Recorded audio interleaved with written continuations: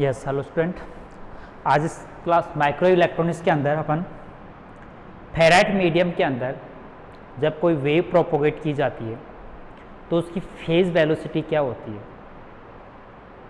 वो अपन डिफाइन करना चाहते हैं, और वो अपन दो वेव्स में डिवाइड हो जाती है, उसको भी अपन प्रूव करेंगे।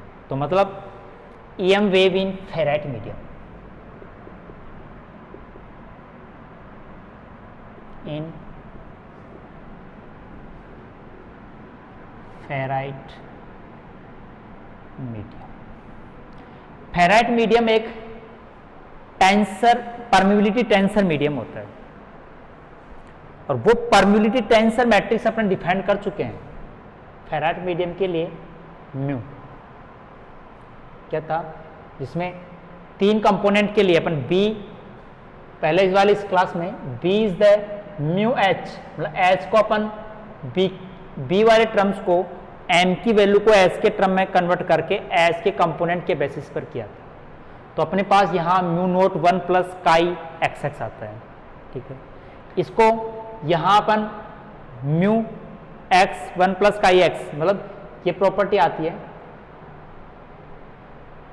Mu naught 1 plus chi X x, ठीक। यहाँ पर अपने पास X Y J X Y दो आइटा में थी, ठीक है, और उसमें अपन म्यू नोट से मल्टीप्लाई कर लेते हैं, mu naught X X Y, तीसरा कंपोनेंट 0 आते हैं। यहाँ माइनस म्यू नोट चाई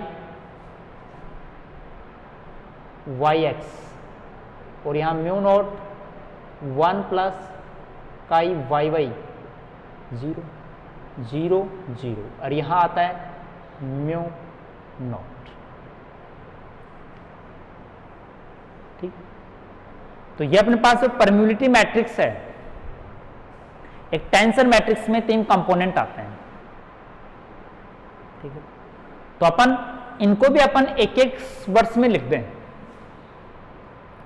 कि प्रोपोगेशन जो अपने पास है कि प्रोपोगेशन कांस्टेंट के टर्म में, जैसे आइटा म्यू के अपन ये नोट करते हैं कि अपन यहाँ के की वैल्यू को, तो अपन मैं यहाँ पर इन कांस्टेंट को अपन सिंगल कांस्टेंट, ये चाहे एक्स एक्स चाहे वाई वाई सेम वैल्यू आती है, चाहे एक्स वाई चाहे वाई एक्स सेम वैल्यू आती है, ठीक है। तो अपन यहाँ ये इमेजिनरी क्वांटिटीज में आइटा आता है, इसमें भी आइटा आता है, ठीक है। ये अपने पास रियल क्वांटिटी होती है। तो अपन इन क्वांटिटीज को अपन एक सिंपली फॉर्म में भी लिख लेते हैं कि अपने पास mu is equal to permeability matrix mu, ठीक है। यहां मैं नाम दे दूं एक्स एक्स, और यहां मैं आइटा के, कोई प्रोपोगेशन जो कांस्टेंट को मान लिया 0, यहां पर मैं माइनस आइटा के और म्यू वाई वाई और म्यू नॉट 0 0 0, ठीक। यहां जो के की वैल्यू है वो mu naught omega naught omega M upon omega naught square minus omega से, प्रीवियस वाले लेक्चर के अंदर यहां कोई फिक्स वैल्यूज दे रखी है। आइटा को मैंने बाहर ले लिया, इसमें आइटा बाहर, नेगेटिव पॉजिटिव का सेम क्वांटिटी थी वो। इनको अपन म्यू म्यू ही लिख दूंगा मैं अभी से। अपने पास यहाँ प्रोपोगेशन कांस्टेंट ये तो म्यू नोट है, जबकि इसको म्यू और म्यू लिख सकते हैं अपन, ठीक है। तो अपने पास यहाँ म्यू बराबर परमिबिलिटी मैट्रिक्स डिफाइन कर ले, जिससे अपन क्या निकाल सकते हैं, बी कंपोनेंट को, जैसे अपन यहाँ बी इक्वल टू क्या है mu naught sorry mu H, तो मतलब B X is equal to, जैसे ये कंपोनेंट में तो कंपोनेंट डिवाइड करें तो क्या आएगा, तो यहां से अपने पास यहां mu X X mu Y Y iota के अपने पास ये क्वांटिटीज की वैल्यूज फिक्स है। तो अपन इसकी वैल्यू को मैं म्यू यहां पर mu X X H X लिख सकता हूं plus iota K H Y लिख सकता हूं, ठीक है। B Y component minus iota K H X plus mu Y by H Y, B Z is equal to mu naught H Z, जो H naught भी होता है।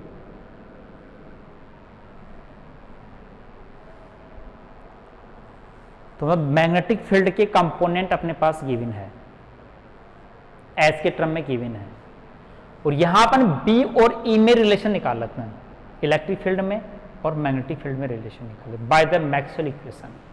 तो मैं ये फेनोमेना आगे यूज करूंगा कि यहां तक अपन एनालिसिस कर चुके हैं। हाँ, ऐसा सिंबल देखो, मैंने mu X X mu Y Y माना है, दोनों वैल्यू सेम ही है, कई बुक्स में आपको केवल म्यू मान सकते हैं, ठीक है। यहां पर इलेक्ट्रोमैग्नेटिक वेव फेराइट मीडियम में क्या हो रही है, प्रोपोगेट हो रही है, और अलोंग टू जेट एक्सिस हो रही है। क्या मान लेते हैं कि electromagnetic field in ferrite medium propagate along to Z axis, then H Z बराबर एच नोट ई की पावर गामा जेट, या E Z is equal to H naught ई की पावर माइनस गामा जेट। मतलब H और E आर प्रोपोर्शनल E की power minus gamma Z, जहां gamma क्या है, प्रोपोगेशन कांस्टेंट है। गामा क्या चीज है अपनी, यहां प्रोपोगेशन कांस्टेंट है, जिसको अपन आइटा बीटा लिख सकते हैं। गामा प्रोपोगेशन के लिए आइटा बीटा लिखा जाता है। बीटा फेज कांस्टेंट है, गामा प्रोपोगेशन कांस्टेंट है। और यदि अपने पास wave along to Z axis propagate हो रही है और वो ट्रांसवर्स नेचर की है, कि ये EM वेव क्या होती है, इस transverse nature, so del upon del Z is equal to, तो अपन माइनस गामा लिखेंगे, बट ट्रांसवर्स नेचर है तो del upon del X del upon del Y is equal to 0।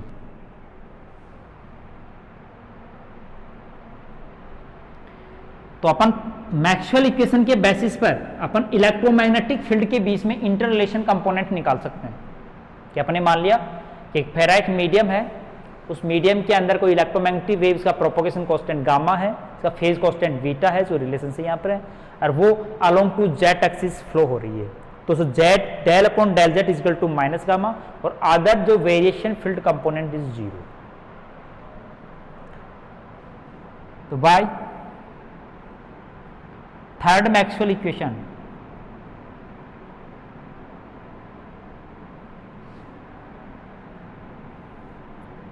Third Maxwell equation से क्या करेंगे, del cross E is equal to क्या होता है वैसे, minus D B upon D T, time varying J omega, मतलब फैक्टर जो अपने पास है इसका टाइम फैक्टर जे omega T, angular frequency omega है, ये मान लेते हैं। तो ये आ जाएगा माइनस जे ओमेगा बी। इसको अपन मैट्रिक्स फॉर्म में लिख लें, आई केफ जे केफ के केफ। यहां मैं TEM मोड की बात कर रहा हूं, पहले अपन वेवगाइड में फेराइट में प्रोपोगेशन फैक्टर अपन जेटएक्स डायरेक्शन में मान रहे थे, यहां मैं केवल इलेक्ट्रोमैग्नेटिक वेव एक ट्रांसवर्स नेचर की है जो TEM वेव फ्लो हो रही है, मतलब EZ HZ कंपोनेंट्स हैं। तो यहां पर मैं del upon del X 0, del upon del X 0, del upon del Z आएगा, कंपोनेंट EX EY EZ, ठीक। EZ ट्रांसवर्स कंपोनेंट तो अपन 0 नोट कर देंगे। दूसरा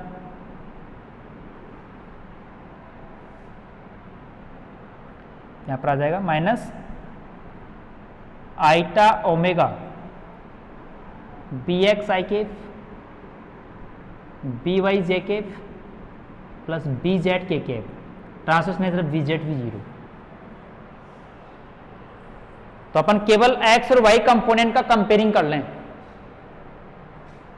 क्या देख लें अपने पास ये जो वैल्यू है मैं आगे यूज करूंगा। और यहां पर ये रिलेशन भी है कि म्यू एक्स एक्स बराबर mu Y Y is same, इसको अपन म्यू लिख लेंगे। और के किसको माना है, यहां कोई imaginary quantity X X iota आ रहा था, उसमें आइटा को बाहर निकाले, जो रिमेनिंग बच गया उसको के लिख दिया।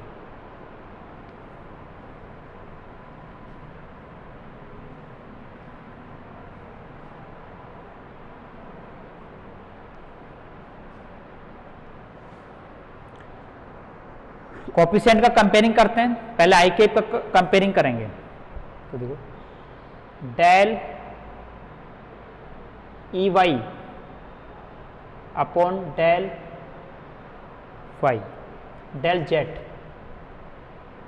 और वो नेगेटिव में equal to minus J omega B X. इसको अपन माइनस करें तो gamma E Z equal to minus J omega B X, एक रिलेशन आ गया। दूसरा जे के का कोएफिशिएंट कंपेयरिंग करने पर del upon del Z E X equal to minus J omega B Y, minus gamma लिख दें तो गामा ई एक्स माइनस कैंसिल हो जाएगा, जे ओमेगा बी वाई आ जाएगा।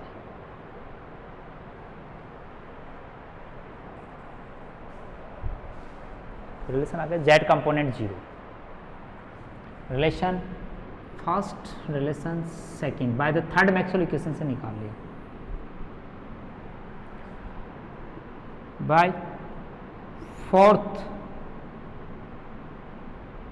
मैक्सवेल इक्वेशन,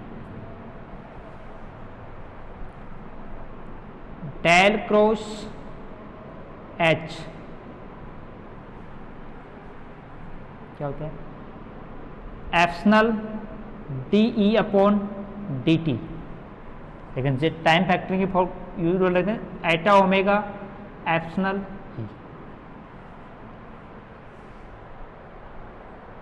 इसको भी अपन मैट्रिक्स फॉर्म में रखे I cap J cap K cap के कोएफिशिएंट का कंपेयरिंग करते हैं। आई केप जे केप और K cap, del X del Y zero, तो एच एक्स और एच वाई एच जेड अपन जीरो ले सकते हैं इसमें भी। दूसरा iota omega epsilon E X I cap E Y J cap और जेड को जीरो ले लें। तो इस फोर्थ मैक्सवेल इक्वेशन से अपन फिर कंपेयरिंग करें,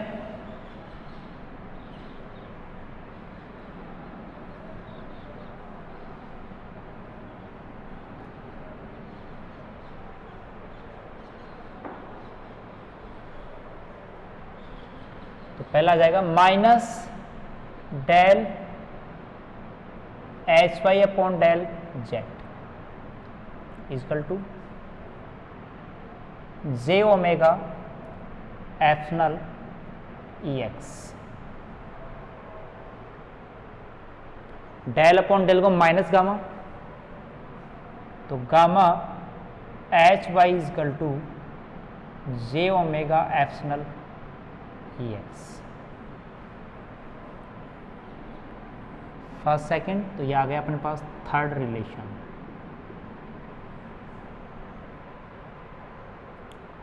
नेक्स्ट जेके का कोएफिशिएंट कंपेयर करने पर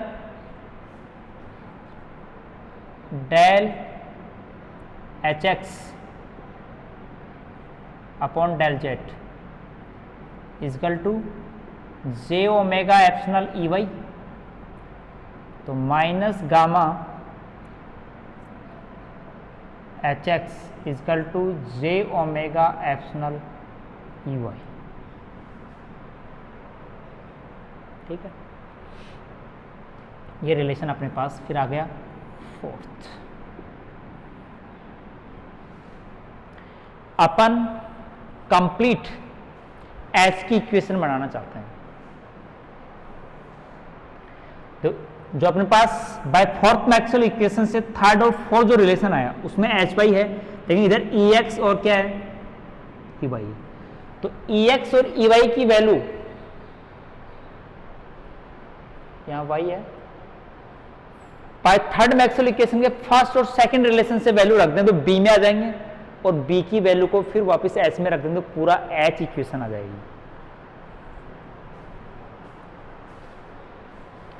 तो क्या कर रहा हूं, पहले इस थर्ड इक्वेशन में सेकंड इक्वेशन से ई एक्स की वैल्यू रख रहा हूं,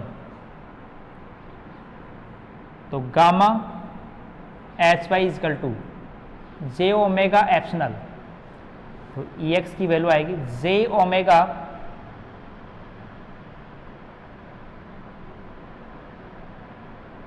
बी वाई अपॉन गामा।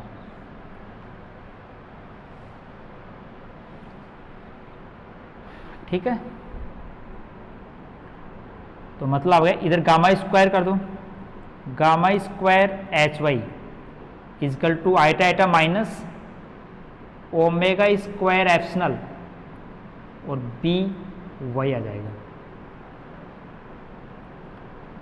अब बी वाई को अपन परमिलिटी मैट्रिक्स टेंसर के रिलेशन से बी वाई का फॉर्मूला रखें, जो अभी अपने मैट्रिक्स बनाया था B X B Y B Z का एच एक्स एच वाई के टर्म में,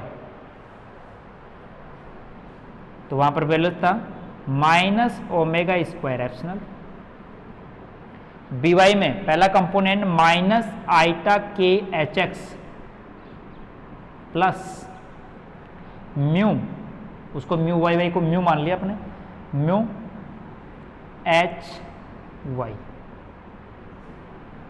ठीक है, और ये gamma square H Y, H X H Y H Z component है, तो इसको अपन कंटिन्यू एच एक्स को एक जगह एच वाई को और एच जेड को एक सीक्वेंस इक्वेशन में लिख लेते हैं। तो इस साइड में ले आते हैं, नेगेटिव नेगेटिव पॉजिटिव हो गया, तो फिर एच एक्स को इधर लेके आएंगे तो क्या हो जाएगा, नेगेटिव हो जाएगा, negative iota omega square K epsilon H X,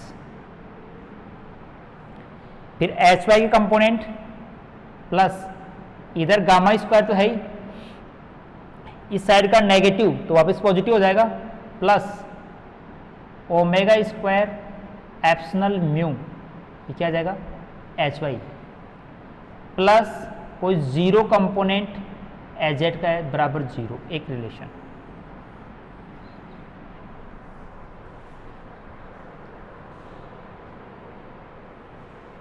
लिख सकते हैं अपन ऐसा।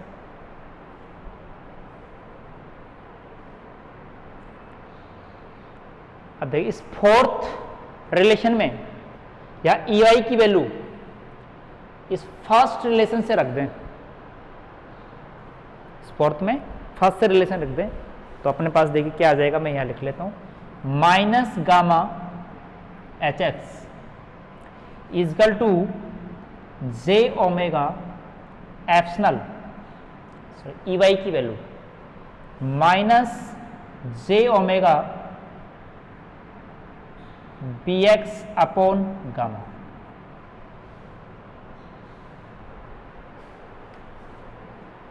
ठीक है, बस अपने पास रिलेशन कंप्लीट यूज हो गया इनका।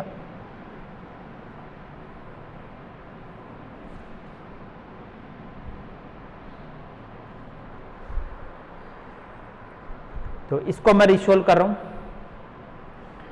इस साइड में ले आएंगे गामा, नेगेटिव नेगेटिव दोनों तरफ कैंसिल, लेकिन बाद में जे जे माइनस हो जाएगा, तो गामा स्क्वायर एच एक्स इस साइड में, फिर माइनस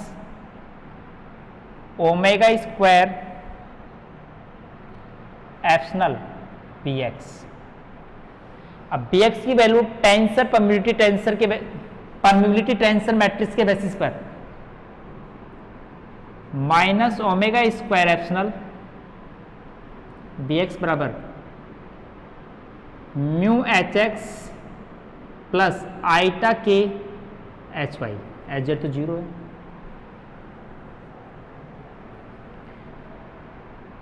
तो अपने पास ट्रांसफर कर ले पहले इधर एक्स वाले कंपोनेंट में, तो गामा स्क्वायर, अरे नेगेटिव है तो पॉजिटिव हो जाएगा, ओमेगा स्क्वायर एप्सिलॉन म्यू और एच एक्स, ये नेगेटिव है तो इधर पॉजिटिव हो जाएगा वाई वाला भी, iota omega square epsilon mu H Y, इसके कोएफिशिएंट प्लस एच जेड का 0 एच जेड इक्वल टू 0, लिख सकते हैं। और एच जेड वाला कंपोनेंट केवल जेड के का कंपोनेंट है, एच जेड वाला कंपोनेंट क्या है, एच जेड का कंपोनेंट है, तो उसको अपन इस परमिबिलिटी मैट्रिक्स के बेसिस पर ऐसे लिख सकते हैं कि अपने पास 0 H X plus 0 H Y plus mu naught H Z equal to 0।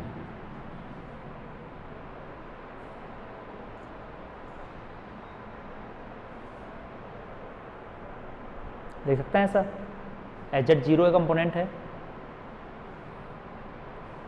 तो इन तीनों को अपन मैट्रिक्स अरेंज कर लें, या अपने पास चलो जेड वाले कंपोनेंट का मीनिंग एच जेड 0 है, 3/3 की मैट्रिक्स बनाना चाहे तीनों को अरेंज कर सकते हैं। और यदि अपन एच एक्स और एच वाई की 2 matrix H Z equal to 0 कि अपन एच जेड 0 प्रूफ हो रहा है, तो एच जेड कंपोनेंट को रिमेन करते हैं, तो H X H Y component के लिए एक मैट्रिक्स क्या बन जाएगी, यदि 3/3 की बनानी हो तो अपन इस अरेंज से बना सकते हैं। मतलब इसको ऐसे बना सकता हूं, पहले एक बार बना दूं, तो पहले इक्वेशन 1, 2 और 3 ऐसे लिख लेंगे। तो देखो एच एक्स का component minus iota omega square K epsilon,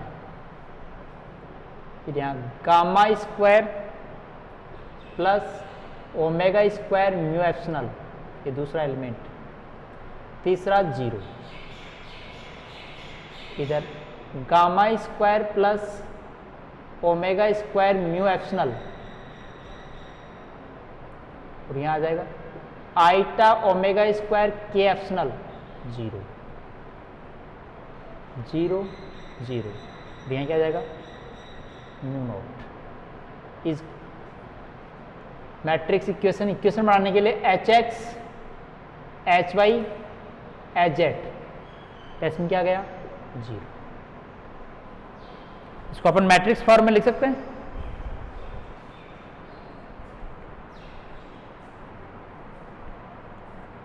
इसका मतलब अपन इसका determinant H X H Y H Z equal to not 0, this matrix is not 0, तो इसकी जो कोएफिशिएंट मैट्रिक्स है शुड बी 0, और इसका डिटरमिनेंट से म्यू नॉट इनटू इस मैट्रिक्स की वैल्यू निकाल लें। तो मतलब अपन इस मैट्रिक्स का डिटरमिनेंट में ऐसे लिख सकते हैं, mu naught matrix minus iota omega square K epsilon, omega square plus omega square mu epsilon, omega square plus iota omega square K epsilon और इक्वल टू 0। अदर पार्ट तो सारे 0 हैं, तो म्यू नोट को भी 0 में ले सकते हैं। तो इस मैट्रिक्स की वैल्यू क्रॉस इंटू क्रॉस, तो मतलब आइटा आइटा ओमेगा स्क्वायर के, तो आइटा इंटू आइटा क्या हो जाएगा माइनस, तो पॉजिटिव हो जाएगा ये, omega square K epsilon minus ये गामा स्क्वायर प्लस मतलब इसका होल स्क्वायर हो जाएगा, गामा स्क्वायर म्यू एप्सिलॉन का होल स्क्वायर इक्वल टू 0।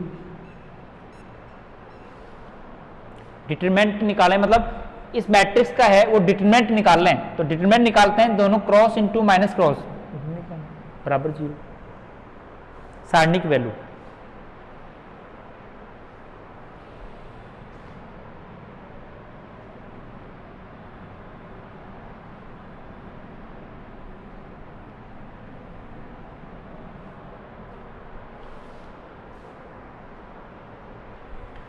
तो इसको a square minus B square, इसे दो फैक्टर वैसे कर सकते हैं अपन, omega square K epsilon plus omega square plus mu epsilon, a plus B और a minus B, omega square K epsilon minus omega square plus omega square mu epsilon equal to 0।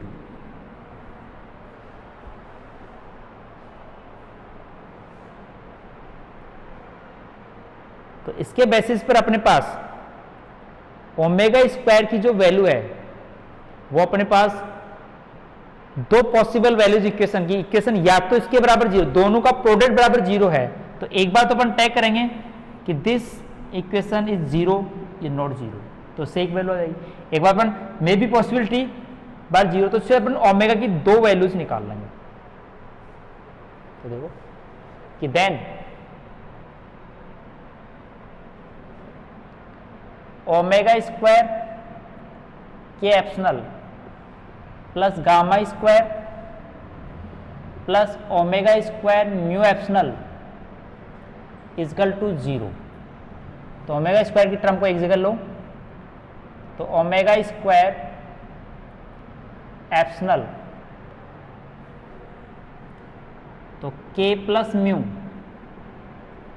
Plus gamma square equal to 0। तो gamma square equal to अपन क्या ले सकते हैं, minus beta square. Gamma equal to iota beta होता है, तो minus beta square. तो यहां माइनस बीटा स्क्वायर, तो दूसरी तरफ तो लाएगा beta square equal to omega square epsilon K plus mu. तो मतलब अपने पास बीटा की value plus minus omega under root epsilon K plus mu, ये बीटा 1 मतलब एक वैल्यू आ गई। किस रिलेशन से, कि इसके बराबर 0 मान लिया तो बराबर 0 हो गया। सेकेंड अपन जो वैल्यू है बीटा की, दूसरी पॉसिबल जो बीटा वैल्यू फेज वैल्यू, ये फेज कांस्टेंट है अपने पास, दूसरा निकालो। तो means omega square K epsilon minus omega square minus omega square mu epsilon equal to 0। तो अपन ओमेगा स्क्वायर कॉमन ले लें एप्सिलॉन, तो K minus mu minus gamma square equal to 0।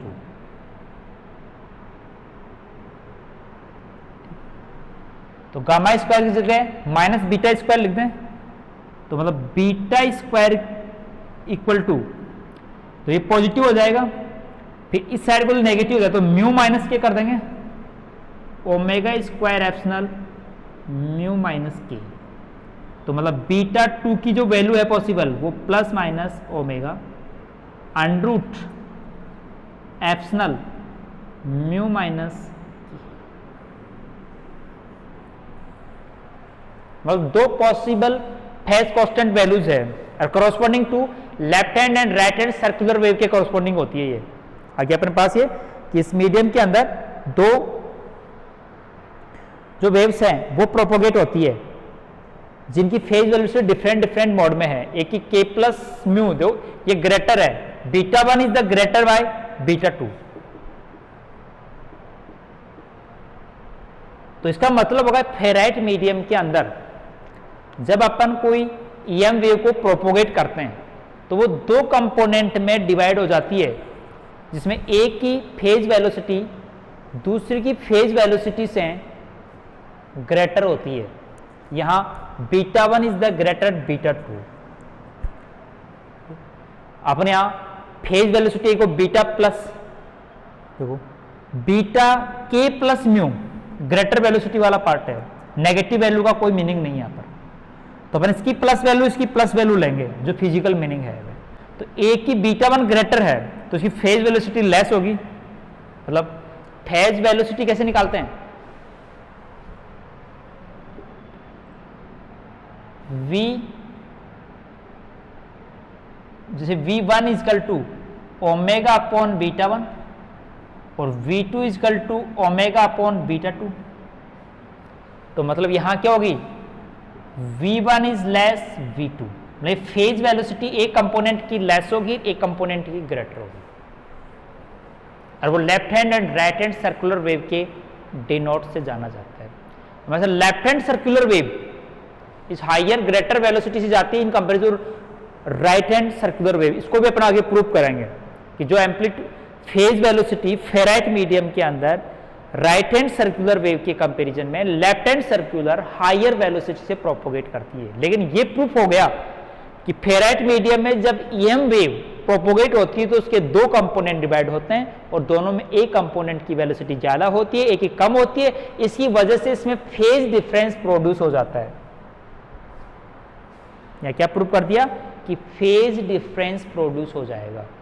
अब वो फेज डिफरेंस कितना प्रोड्यूस होगा उसको अपन ड्राई करते हैं।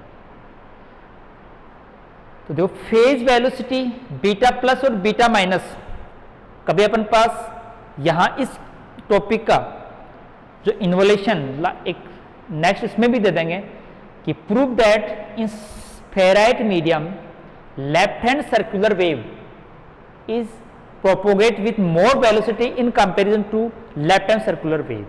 तो उसके लिए अपन को पहले प्रूव करना पड़ेगा कि सर्कुलर एक प्लेन वेव को दो वेव्स में कंसीडर कर रहे हैं, दोनों की फेज वेलोसिटी के डिफरेंसेस में फेज डिफरेंस प्रोड्यूस होता है जो फैराडे रोटेशन कहते हैं और नॉन रेसिप्रोकल मीडियम होता है।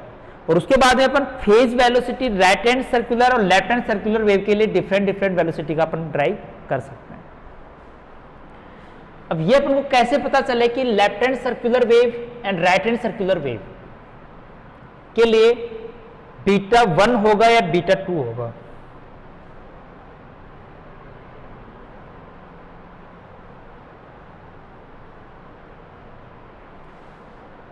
इससे पहले मैं आपको ये बता देता हूं कि एक लेफ्ट हैंड सर्कुलर वेव का और राइट हैंड सर्कुलर वेव का इक्वेशन क्या होता है।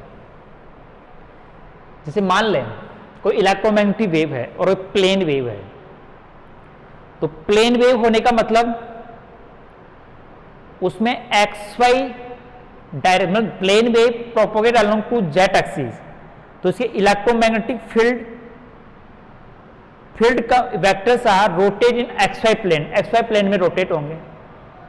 तो एक तो राइट हैंड सर्कुलर वेव होगी और एक लेफ्ट हैंड सर्कुलर वेव होगी। तो राइट हैंड सर्कुलर वेव और लेफ्ट हैंड सर्कुलर वेव में डिफरेंस क्या है कि अपने पास यदि किसी field equation E equal to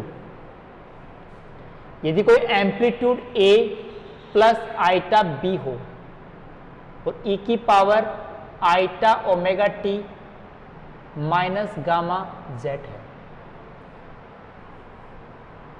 और ये X कंपोनेंट है, AX है और ये AY मान लें।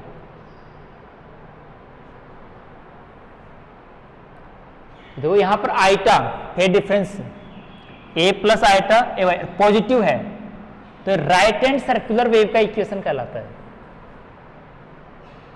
क्यों कि AX और A आइटा में 90 का फेज डिफरेंस है और वो अपने पास प्रोपोगेशन की डायरेक्शन के रेस्पेक्ट में क्या होगी, राइट हैंड सर्कुलेशन होगा। और दूसरा यदि ये तो मतलब लेफ्ट राइट हैंड और एक लेफ्ट हैंड सर्कुलर वेव का इक्वेशन होता है AX माइनस आइटा AY, तो इसका हो जाएगा E की power iota omega T minus gamma Z। ये किसका इक्वेशन है, left hand circular wave. Negative से नोट करते हैं, राइट हैंड सर्कुलर को पॉजिटिव से क्लॉकवाइज रोटेशन, मतलब प्रोपोगेशन की डायरेक्शन के रेस्पेक्ट में यदि उसका electric field vector clockwise rotate हो रहा है तो होगी और right hand circular polarize light, और यदि एंटी क्लॉकवाइज है तो होगी left hand circular polarize light. और जिसके अपन मेथड जो एक्स वाई डायरेक्शन के जो प्लेन्स है मैग्नीट्यूड्स है इनको अपने एक कॉम्प्लेक्स क्वांटिटी में इस टाइप से रिप्रेजेंट करते हैं, for the right hand circular wave, for the left hand circular wave.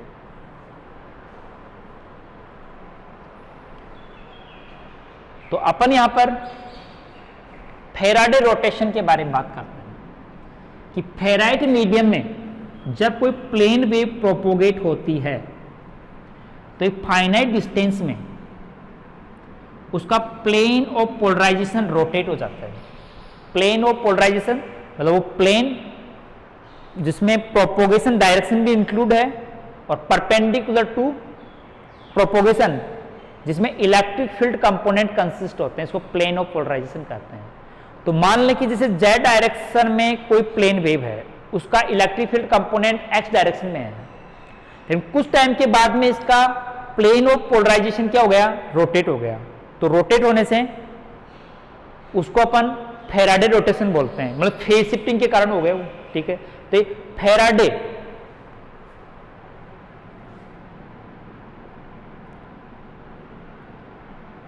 Faraday rotation किसमें ऑब्जर्व होता है कि कोई फेराइट मीडियम है,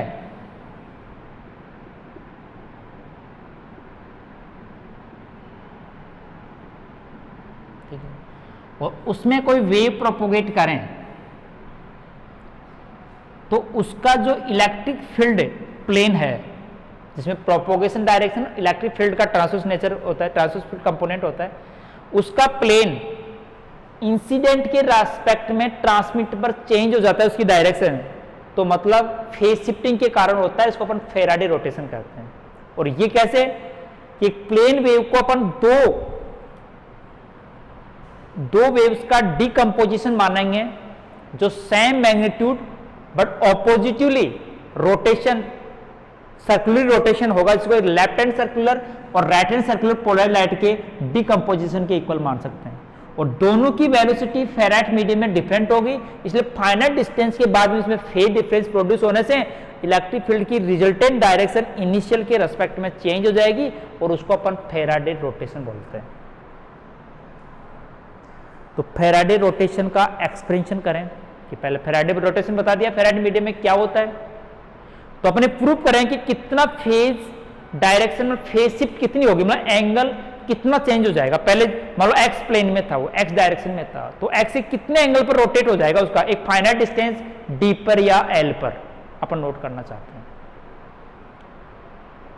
तो मान लेते हैं कि ये अपने पास एक z बराबर 0 प्लेन है और ये z बराबर l प्लेन है, इसमें एक कोई प्लेन वेव प्रोपोगेट किया z बराबर 0 प्लेन पर, और वो z बराबर l पर कितना फेज शिफ्ट चेंज हो गया, उसमें उसका इलेक्ट्रिक फील्ड प्लेन और रोटेशन पहले यहां पर अलोंग टू एक्स एक्स मान लेंगे और बाद में यहां किस डायरेक्शन में आता है वो गैप निकाल लेंगे, वो प्लेन ऑफ जो rotation of plane of polarization आएगा या फैराडे रोटेशन आएगा। तो कोई z डायरेक्शन में प्रोपोगेटिंग वेव का इलेक्ट्रिक फील्ड कंपोनेंट अपन लिख सकते हैं ई नोट ई की power j omega T minus gamma z, E naught is the function of the x and y. तो यहां अपन इस वेव को दो वेव्स में डिवाइड कर लेते हैं, मैं ऐसा लिख दूं E naught by 2 A X, या वेक्टर में नहीं लिखे तो अपन X cap plus iota A Y, मतलब वाई केफ डायरेक्शन, ठीक है। फिर दूसरा है प्लस ए एक्स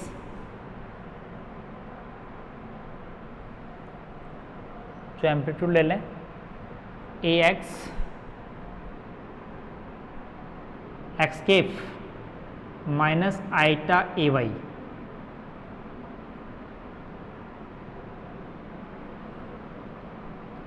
और ई की पावर वही रहने दें, J omega T minus gamma Z. तो अपन amplitude A X A Y naught को 1 मान, मतलब एम्पलीट्यूड ई नोट का ही हाफ चेंज हो रहा है, तो मैं यहां पर, तो इसको जब ऐड करेंगे तो 2a आ जाएगा, तो ए एक्स रह जाएगा। मान लें कि जिनका मैग्नीट्यूड ई नोट बाई 2 है, ई नोट ही टोटल मैग्नीट्यूड कितना है, ई नोट। अपन पहले तो मैं इस टाइप से लिख दूं कि मान लो ई नोट की वैल्यू ये है, मतलब ई नोट बराबर 2ax। तो इसको मैं ई नोट के टर्म में लिखूं तो अपन ऐसा भी लिख सकते हैं, ये ई नोट बाई 2 एम्पलीट्यूड ही मान लें, और इसको फिर मैं ऐसा लिख दूं X cap plus iota Y cap, मतलब यूनिट वेक्टर में नोट कर दें, plus X cap minus iota Y cap और ई की power J omega T minus gamma Z. तो ये क्या है, ये प्लेन वेव इक्वेशन था जिसको अपन दो वेव का डिकम्पोजिशन मान लिया। ये कौन सी है, right hand circular wave part, ये दूसरा part left hand circular wave का पार्ट है। तो left hand and right hand circular wave को, मतलब एक प्लेन वेव को दो वेव का डिकम्पोजिशन माना जा सकता है, लेफ्ट जिनका एम्पलीट्यूड सेम है बट रोटेशन क्या है, एंटी क्लॉकवाइज है, मतलब रोटेशन एंटी पैरेलल है, या अपन पास ऑपोजिटली रोटेशन है, एक का क्लॉकवाइज है तो दूसरे का एंटी क्लॉकवाइज है, same frequency same at z बराबर 0 प्लेन पर ये वेव अपने पास इस फेराइट मीडियम में प्रोपोगेट होती है। एक प्लेन वेव को मैंने क्या किया है, दो वेव्स लेफ्ट हैंड और राइट हैंड सर्कुलर वेव में रिप्रेजेंट कर लिया, जो वैल्यू वापस रखे तो ये आ जाए।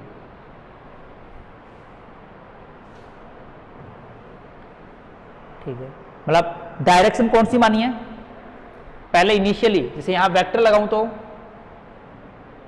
ई नोट वेक्टर, तो इसको एक्स केप आ जाएगा। इनिशियली एट जेड बराबर 0 प्लेन पर electric field let along to x cap, तो ये अपने पास इसकी वैल्यू आएगी तो एक्स केप के डायरेक्शन में आ जाएगी वेक्टर फील्ड में। तो अपने पास यहाँ मैंने एक प्लेन वेव को एक सर्कुलर दो एंटी रोटेशन वाली सर्कुलर वेव के डिकम्पोजिशन में रिप्रेजेंट कर दिया।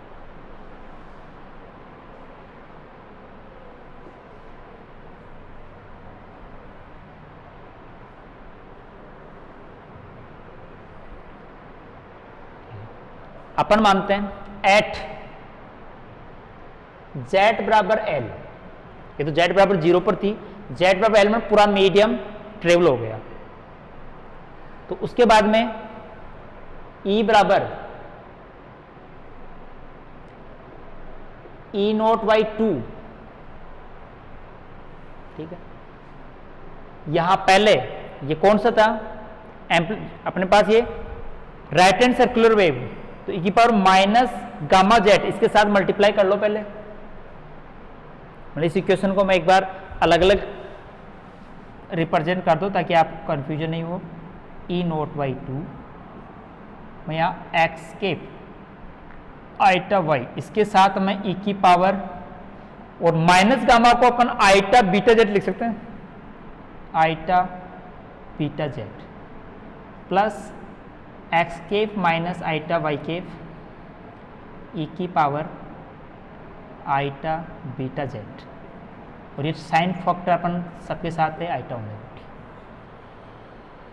कोई फर्क नहीं है, सेम ही है, लेकिन एक फाइनाइट डिस्टेंस पर इसका बीटा डिफरेंट हो जाएगा, क्योंकि राइट हैंड सर्कुलर वेव है, ये लेफ्ट हैंड सर्कुलर वेव है।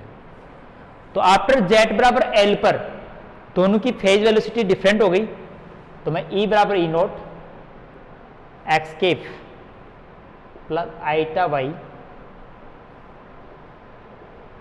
ई की power iota beta plus L, Z की जगह एल लिख दिया, बीटा की जगह बीटा प्लस लिख दिया, plus X cap minus iota Y E की power iota beta minus L, ठीक है, और ई की power iota omega T factor चलेगा।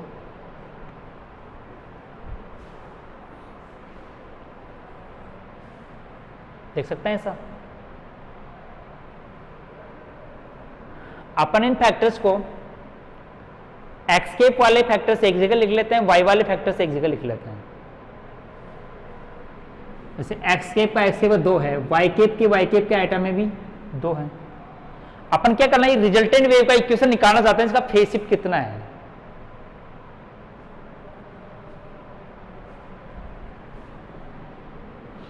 तो देखो अपने पास equation x is equal to E0/2, X cap common ले लिया तो e की power iota beta plus L plus e की power iota beta minus L plus iota common आ जाएगा और वाई केप कॉमन आ जाएगा, e की power iota beta plus L minus e की power iota beta minus L complete e की power iota omega T. Same ही अपन तो एक रिजल्टेंट वेव का इक्वेशन निकालना चाहते हैं।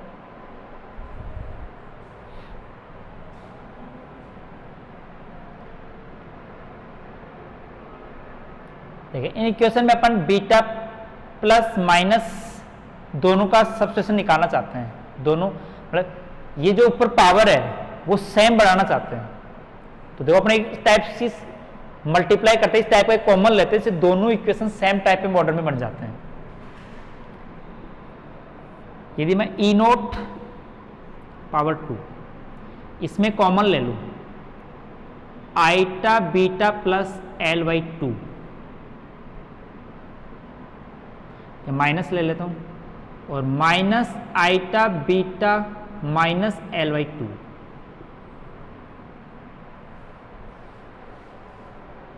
इस साइड में लिख लेता हूं।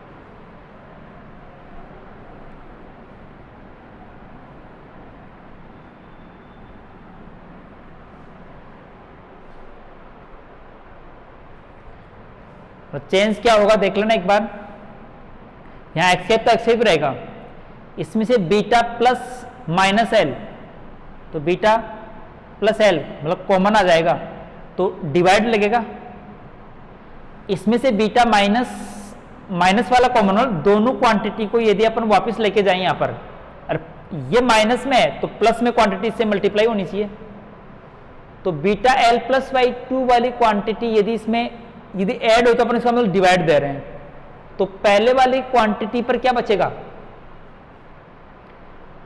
Minus iota beta plus by 2 l लिया है, जबकि बीटा प्लस एल है तो हाफ पार्ट क्या हो गए, हाफ पार्ट पास होगा।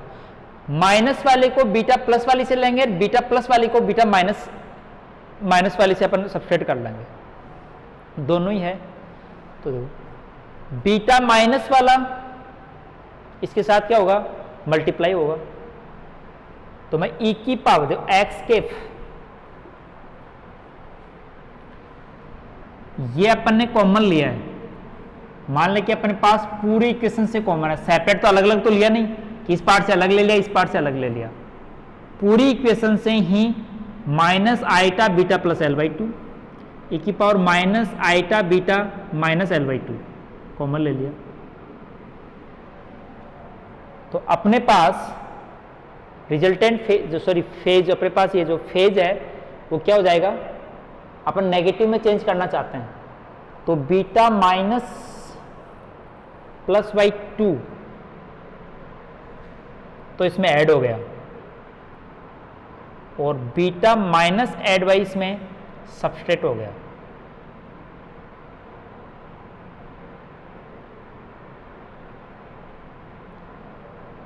और अपन प्लस ले लें, ये एक पार्ट प्लस ले लें तो ये हाफ बन जाएगा और ये हाफ इसमें से माइनस हो जाएगा। अपन माइनस करना चाहते हैं तो माइनस करने के लिए इसको ही पॉजिटिव बना लें। तो अब देखो e की पावर आइटा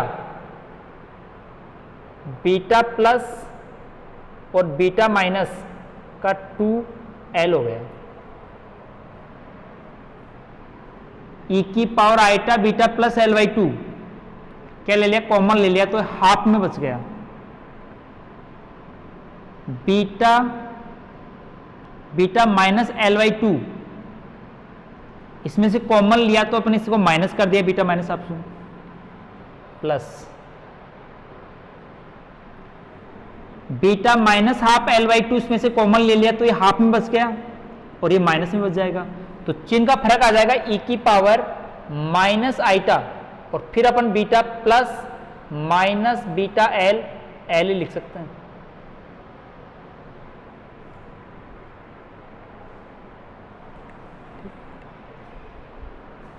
ऐसे अपने पास सेकंड वाले टर्म में चेंज करते हैं।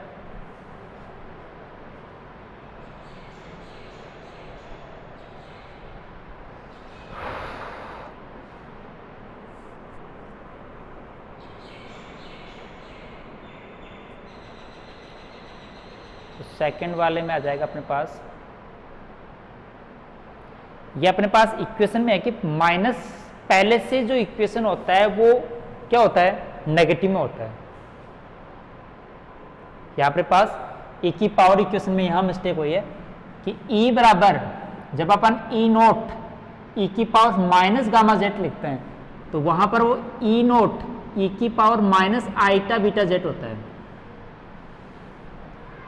तो अपन पहले यहां नेगेटिव है पार्ट, इसे कोई फर्क नहीं पड़ेगा, अपने पास सारे पार्ट क्या होंगे, नेगेटिव हो जाएंगे। तो यहां पर अपने पास कॉमन क्या लेना पड़ेगा, तब नेगेटिव लेना पड़ेगा। अब देखो नेगेटिव कॉमन लेने पर वही बीटा प्लस हाफ, यहां पार्ट क्या है, negative, beta plus half negative आ गया तो नेगेटिव में बच गया, और दूसरा पार्ट माइनस वाला नेगेटिव में कॉमन ले रहे हैं तो ऊपर पॉजिटिव जाएगा तो माइनस माइनस प्लस पॉजिटिव बच गया। ठीक है, यहां पर अपने पास ये नेगेटिव है तो ये पॉजिटिव रहेगा, और beta l plus y 2 part. ठीक है, तो देखिए यहां पर इन दोनों इक्वेशंस को, दूसरे पार्ट को मैं दोबारा दूसरे पार्ट को प्लस करके यहां लिख देता हूं। तो यहां पार्ट का एक्स केप का मैंने लिख दिया है प्लस आइटा वाई केप, तो ये भी क्या आ जाएगा, ए की power minus iota beta plus minus beta minus का बाई 2 एल माइनस,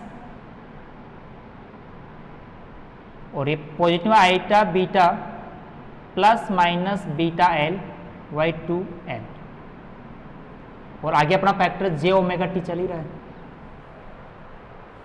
ये पार्ट हो जाएगा।